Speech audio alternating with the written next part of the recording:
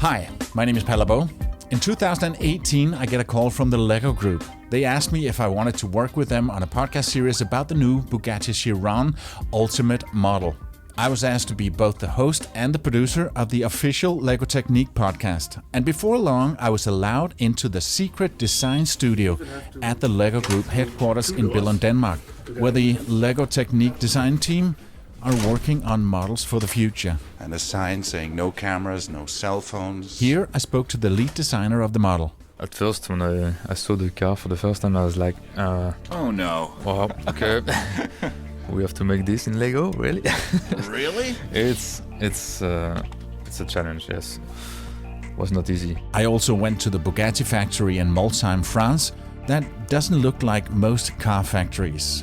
It's in a park in the picturesque Alsace countryside with a chateau, an orangerie and a museum where they celebrate Bugatti's rich history. Here, classic Bugatti models are displayed alongside modern masterpieces, creating a bridge between the past and the present of automotive excellence. The centerpiece is the Atelier, the factory itself, where supercars like the Chiron are hand-built with precision. We're in a beautiful park and we're standing right outside the orangerie, and 50 meters away we have the Atelier where you assemble the car, and the chateau is right next to us as well, and just to describe the feeling of it here. It is a crazy feeling because every day you see the sign of Molsheim and I have to hit myself. I'm just hitting myself right now. We're looking in that direction and there is a real Le Mans winner walking down the street, That's just what happens every day here? Well, it does, yeah. Is no lesser than Andy Wallace himself, who is a very humble Englishman, and he's our official test driver together with Pierre-Henri Raffanel, and Andy is quite a famous racing driver. Yeah, he won not only Le Mans, he won Sebring, he won Daytona, and he's one of the most humble people you can find in Bugatti. Hi, I'm Andy. Julia says that you might give me a ride later on. Well, we can definitely put you in the queue, anyway. At the time, the Bugatti Chiron was the most expensive supercar in the world, and that brought on some interesting conversations with the director of sales. Most of the time they're coming with their private aviation. We pick them up in a proper limousine and bring them to Molsheim, to the site here. So they're not at the airport trying to get a taxi? No, never. I also went to Wolfsburg in Germany, where I spoke to the lead designer. This line that you see on the side of the car is probably the most dominant line and the line that people take away from the design of our car nowadays. And I admit that this line looks like a styling line. It looks like coming from the wrist of a designer doing a swoosh and, here we go. I like it. That's going to be it. It's exactly the opposite. I thought that was your hand doing that. Yeah, I wish. And went into the engine workshop with the man who designed this 1,500 horsepower engine. Oh, here we go. This is the engine workshop. And here we have an engine. It's like a very, very big muscle.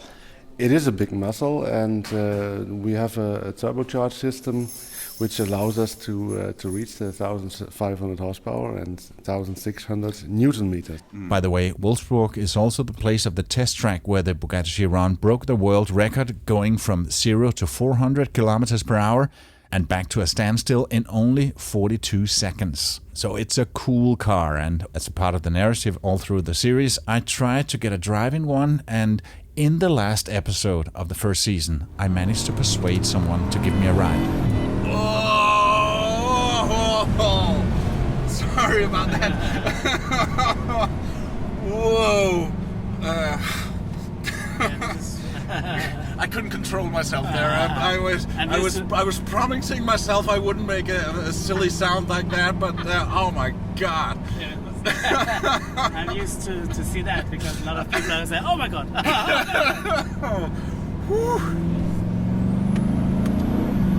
Here I am, going very, very fast in a Bugatti Chiron. It's hard to talk, and this has been so exciting. Thanks so much for listening, and we're off. We did a total of 9 episodes, and just a few months after that, they brought me back for a second season of 3 episodes. Yeah, we have a thing going that actually required a bit of insanity from our side.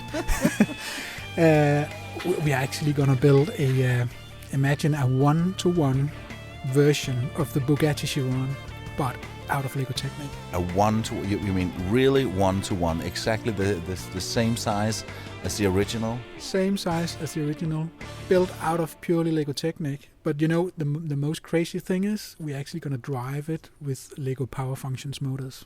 With LEGO Power Function motors? Yeah. But they're so tiny. Yeah, but we're putting in quite a lot. We started that season back at the LEGO Group headquarters in Denmark, and here I spoke to Jeppe, who's in charge of this crazy project. Tell me a little bit about the design team, because they're not here in Denmark.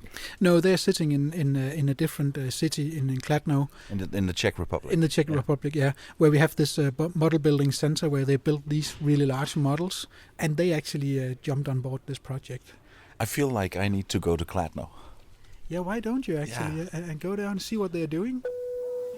Then I got on a plane and went to Kladno in the Czech Republic, where they were building this 1-to-1 scale model. Here I spoke to the small team of designers who took on this huge challenge. You know, I was kind of surprised and curious, and it was like, wow, we're going to build something like that. Well, it's awesome. So was there a part of you thinking, well, we can do a lot, but we can't do that? Or was it, yeah, I'll take the challenge? Honestly, I love challenges like this, so it was like, I have to be part of this project, so who should I kill to be in? When I was there, the car was almost ready, but they hadn't tried to get it to move with the LEGO Power Function motors until that day. They cleared an area in the factory not more than 20 meters long, about 60 feet, and the car was maneuvered in place. Will it drive, or in this case, will it move at all? And it did.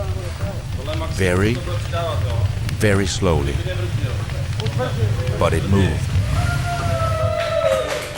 The engine worked.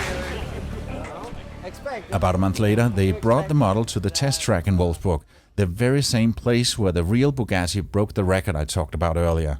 Here, Le Mans winner Andy Wallace, that I met in France, put on the helmet and got into the LEGO model to attempt to get it to drive. But it was not without challenges. And just as the car stopped, it started drizzling again, so now they're bringing the cover up to cover the car again if it starts raining a little bit more. This is not going as everybody was hoping and expecting. It's not good. It started raining, the engine didn't work as well as it did the day in Kladno, but after hours of trying, it started moving. This was an incredible moment. The car drove faster and faster and continued down the track. The LEGO project with the 1-to-1 scale model and the podcast won the prestigious Creative Circle Award. In 2024, the LEGO Group brought me back for yet another season of the LEGO Technic Podcast. This time it was about the McLaren P1. I can't play any clips from that as it hasn't been released yet at the time of this recording, but again in this one I'm both hosting and producing the series. My role also included working closely with the LEGO creative team to craft interview questions, conduct pre-interviews, manage the technical setup, do the recordings both online and on location, and all the editing and final mixing, as well as overseeing the composition and production of the series' theme music. Would you like me to do the same for your next podcast project, or just parts of it? Drop me a line and let's do some audio magic.